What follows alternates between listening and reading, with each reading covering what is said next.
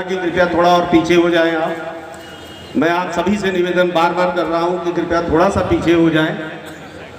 और इस साइड पे है तो आपसे निवेदन करूंगा कि कृपया थोड़ा सा आप पीछे हो जाएं।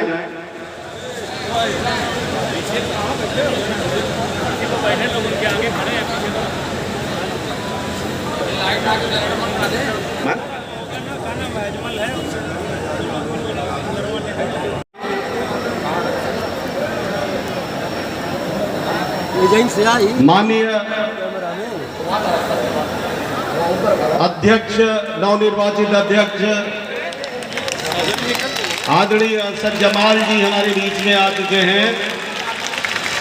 मैं चाहूँगा आपका बहुत बहुत स्वागत है, अभिनंदन है और वंदन है। दिल की गहराइयों से आपका बहुत बहुत स्वागत, अभिनंदन और वंदन है। माननीय, मैं सबसे पहले अधिशासी अधिकारी नगर पालिका श्री दिनेश कुमार जी से निवेदन करूंगा कि नवनिर्वाचित अध्यक्ष नगर पालिका परिषद आदरणीय अरशद जमाल जी का बुके देकर उनका स्वागत और अभिनंदन करें। इसके बाद मैं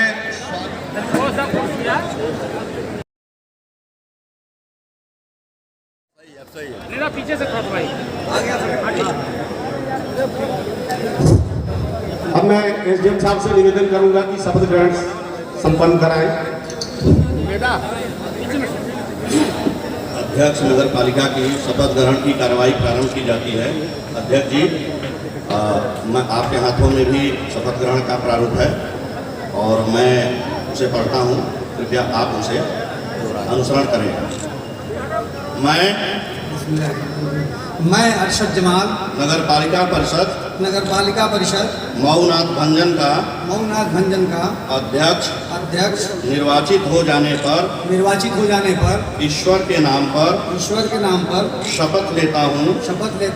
सत्यनिष्ठा से प्रतिज्ञान करता हूँ कि विधि द्वारा स्थापित भारत का संविधान के प्रति सच्ची श्रद्धा रखूंगा। मैं भारत की प्रभुता और अखंडता को बनाए रखूंगा और मैं सद्भाव पूर्वक और निष्ठा पूर्वक उन कर्तव्यों का निर्वहन करूंगा जिन्हें मैं करने वाला हूँ। धन्यवाद। बहुत शुक्रिया। आप सभी की तालियां इस बात की गवाह। सदर साहब से निवेदन करूंगा कि उनका भी आप शपथ ग्रहण समारोह संपन्न कराएं। कृपया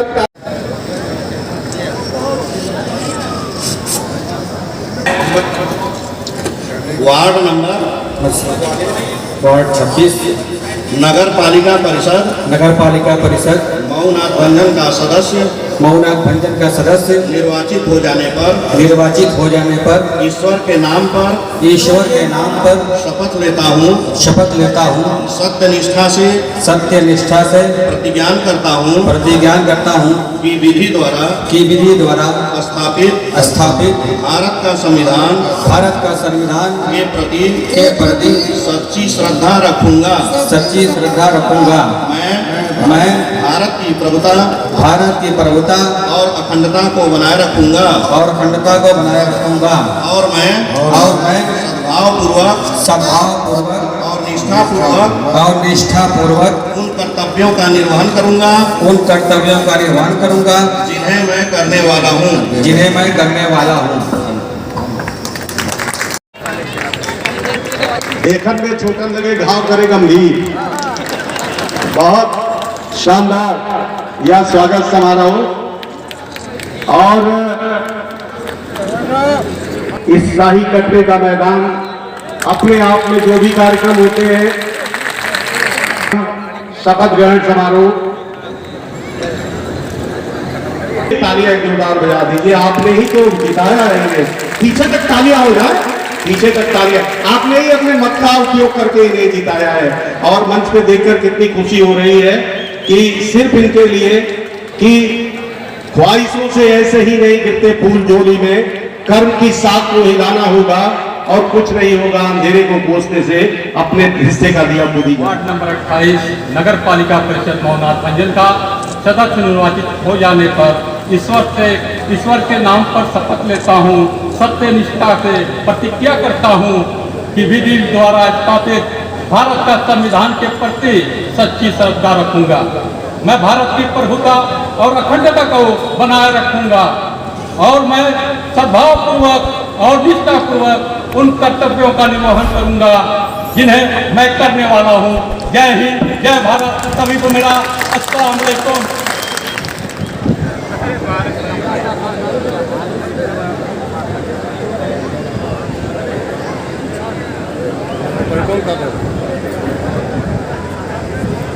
सिर्फ माननीय सभासदगण के अलावा खाली कर दे, जितने भी लोग हैं सभी लोग खाली कर दे।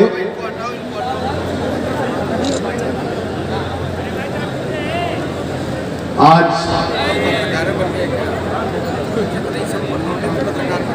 पत्रकारों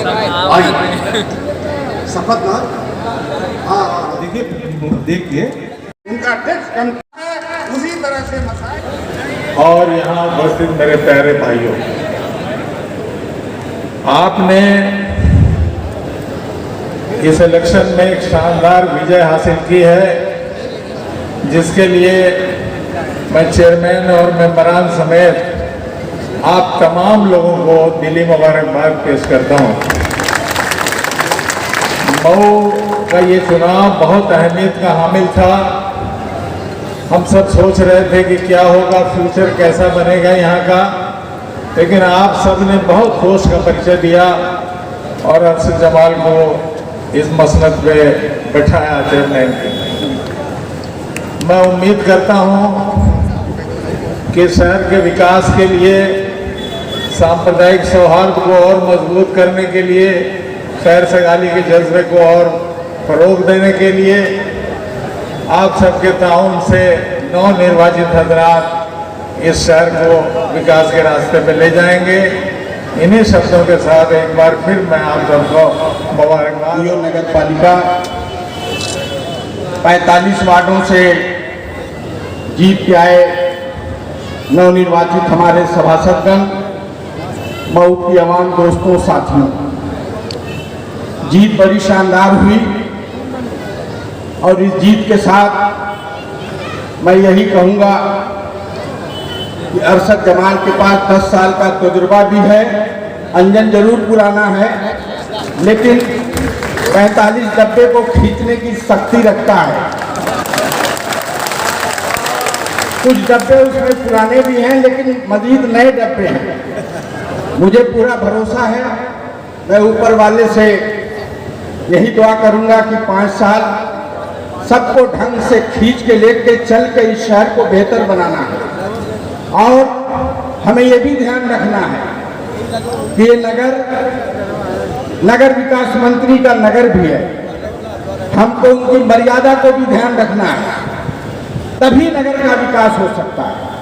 हम सारे सभासदों से, नगर पालिका परिषद के चेयरमैन से यही कहेंगे कि तालमेल बैठा करके आप इस नगर को बेहतर से बेहतर बनाएं। कहीं कोई ऐसी बू ना आवे जिससे इस शहर की फिजा खराब हो। खूब मेहनत से अरशद जमाल को कुछ बताना नहीं है, न कुछ समझाना है। बहन जी ने बुला के टिकट दिया इसीलिए कि हमें एक मजा आया, आदमी मिल गया, चलो बढ़िया रहेगा। और वो जीते भी आप सबकी दुआओं से, बड़ी ज्यादा वोटों से जीते। तो मैं बात लंबी नहीं करूंगा।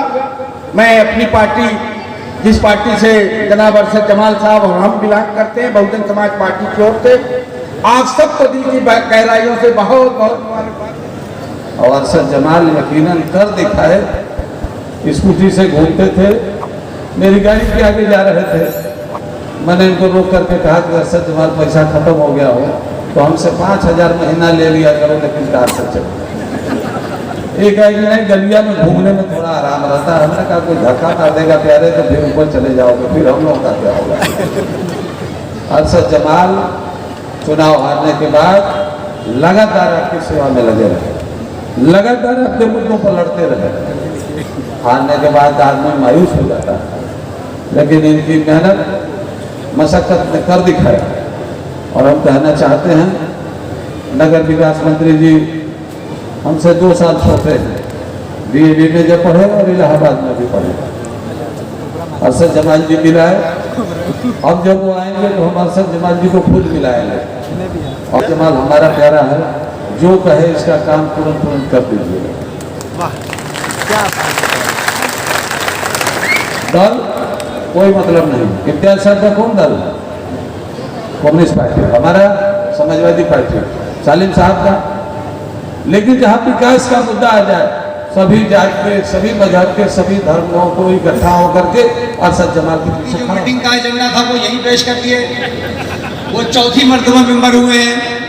और भी कई लोग हैं, इस्माइल साहब 3री मर्तबा हुए हैं, विनय सिंह है, विनय सिंह मेरे ख्याल से 4थी मर्तबा शायद हुए हैं, विनय सिंह 4थी मर्तबा हुए हैं। और मैं समझता हूँ कि चुनाव जीतने का हुनर जो विनय सिंह के पास है वो किसी सभासद के पास नहीं। कहाँ है? खड़े हो जाएंगे।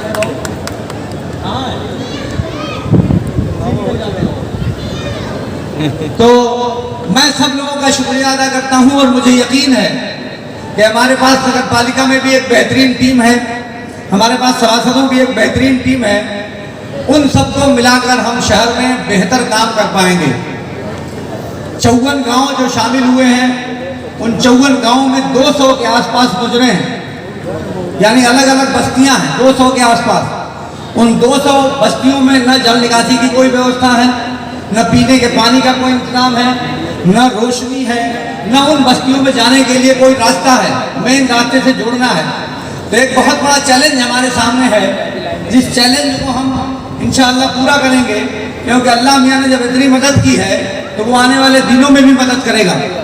हमारे लिए ये बहुत फख्र की बात है और बहुत खुशी की बात है कि हमारी नगर पालिका क्षेत्र में ही रहने वाले हमारे प्रदेश के नगर विकास और ऊर्जा मंत्री आदरणीय A.K. शर्मा साहब जो है हमारे नगर पालिका के मतदाता हैं, हमारे नगर पालिका में ही उनका भी घर है। तो मैं ये उम्मीद करता हूँ कि मैं उनके गांव जो काझा उनका गांव पड़ता है, तो उस गांव को अपने नगर पालिका का आदर्श बनाने का प्रयास, आदर्श गांव बनाने का प्रयास करूंगा। तो मुझे यकीन है कि माननीय मंत्री जी की मदद से हम लोग इस नगर पालिका को पूरे प्रदेश की आदर्श नगर पालिका बनाने में कामयाब हो जाएंगे। माननीय मंत्री जी के बारे में आप सब लोग शायद कम जानते होंगे। माननीय मंत्री जी जो उत्तर प्रदेश के जो पूरे देश के जो टॉप 10 IAS अधिकारी हैं, बहुत काबिल अधिकारी हैं, उन 10 अधिकारियों में उनका शुमार होता है। 15 सालों तक उन्होंने गुजरात के मुख्यमंत्री जो इस वक्त हमारे माननीय प्रधानमंत्री जी हैं, उनके साथ 15 साल तक गुजरात में काम किया। और जब माननीय मोदी जी जब प्रधानमंत्री बन गए तो उनके साथ 8 साल तक PMO में काम किया है। और इस इतने बेपनाह तजर्बे के बाद वो फिर सियासत में आए हैं, तो उनके इन तजर्बों का बहुत बड़ा लाभ हमको मिलने वाला है। मैंने चुनाव जीतने के बाद उनसे मुलाकात की, मुलाकात पर उन्होंने मुझे बधाई दी और कहा कि चुनाव बीत गया, अब आप मेरे भी चेयरमैन हैं। उन्होंने ये बात कही कि अब आप मेरे भी चेयरमैन हैं और हम दोनों मिलकर शहर को ही नहीं बल्कि पूरे पूर्वांचल को विकास की धारा में बहाएंगे। उन्होंने मुझसे वादा किया और कहा।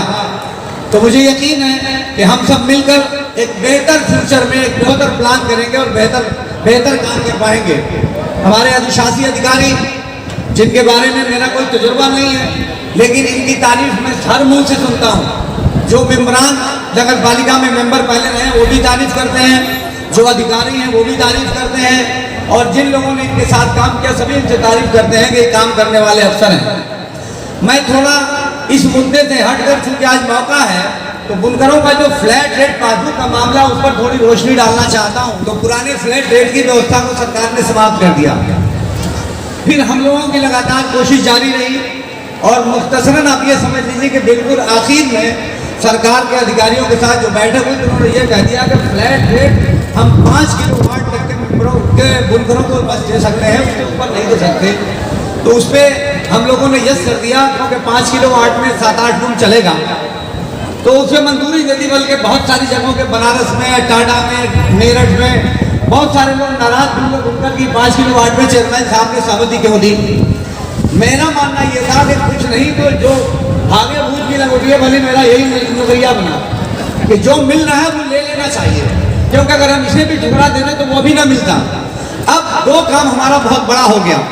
एक काम तो ये हो गया कि पुराने रेट पर जो आप जमा करते चले आ रहे हैं सालों से, पुराने रेट पर आपको पैसा जमा करना है 31 मार्च 2023 तक का, यानी पूरा बकाया जो आप गए पुराने रेट पे जमा होगा।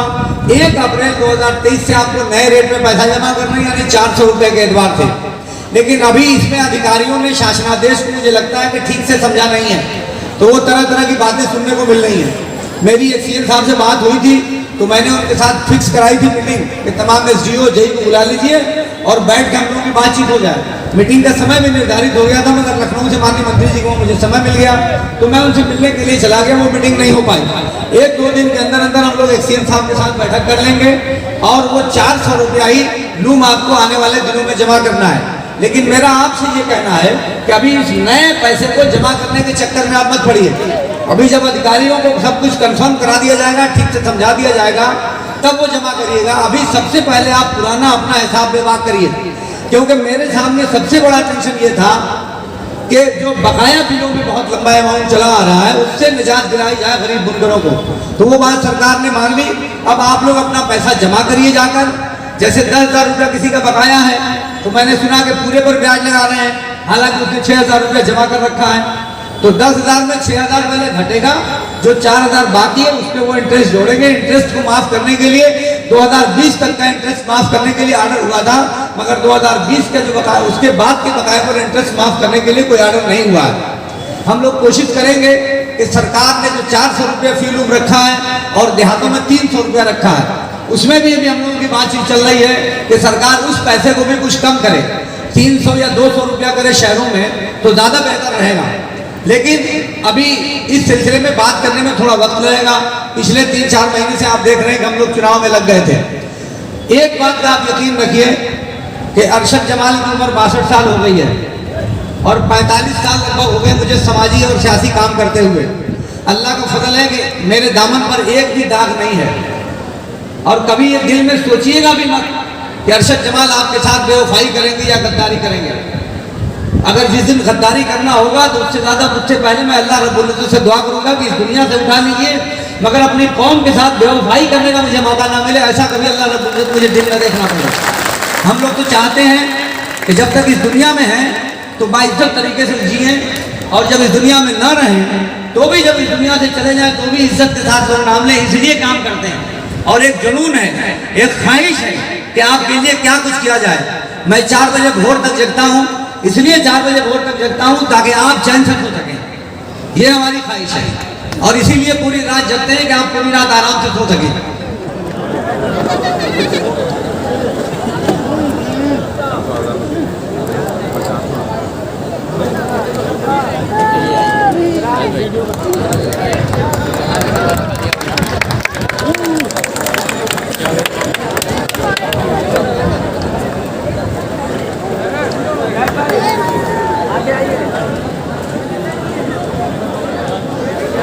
चलिए भैया भैया बढ़िया आप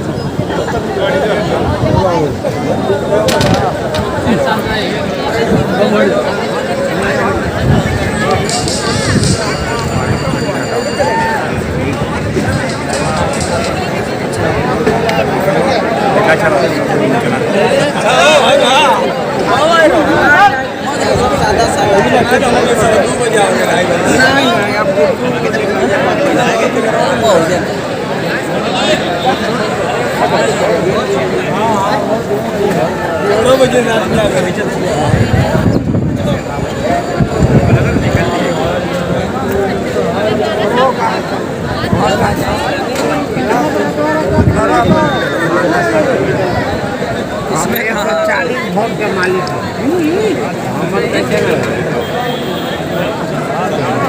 भैया इनको जगह दिन को आगे जाना 140 वोट के